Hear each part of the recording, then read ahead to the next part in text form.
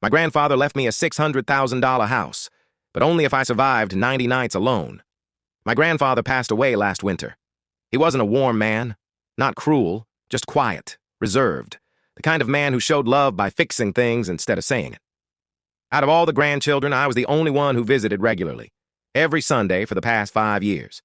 I'd bring groceries, sit with him, listen to the same war stories he'd already told 3 times.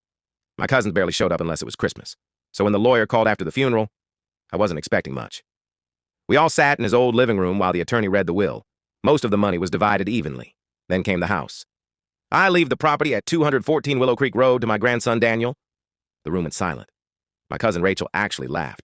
Hey, you're joking. But the lawyer continued, under one condition. Here's where it got strange.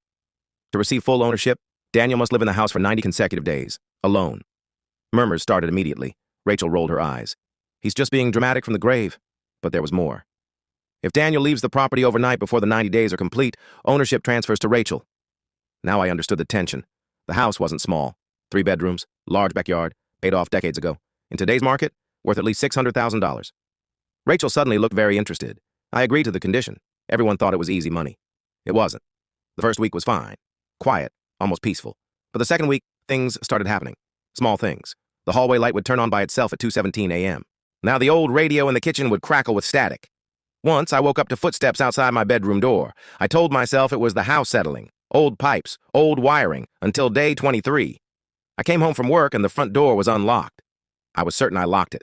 Nothing inside was missing, but the framed photo of my grandfather and me, the one from my college graduation, was placed face down on the kitchen table.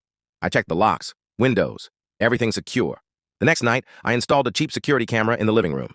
2 nights later, at exactly 2:17 a.m., my phone alerted me. Motion detected. My hands were shaking as I opened the app. The living room was dark, empty. Then the hallway light flicked on, slowly, like someone had flipped the switch. I grabbed a baseball bat and checked the entire house. Nothing. No one. Doors locked, windows sealed. That's when I remembered something my grandfather once told me. Never trust family when money is involved.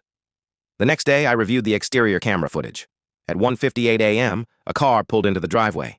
Rachel's car. She had a spare key from years ago. Every night she'd been trying to scare me out, unlocking doors, moving things, flipping lights, hoping I'd quit before the 90 days were over. I didn't confront her. I just changed the locks, installed better cameras, and stayed. On day 90, the lawyer handed me the final paperwork. Rachel didn't look at me once, but here's the part that still makes me think. On night 91, after I officially owned the house, at 2:17 a.m., the hallway light turned on again. And this time, cameras caught nothing.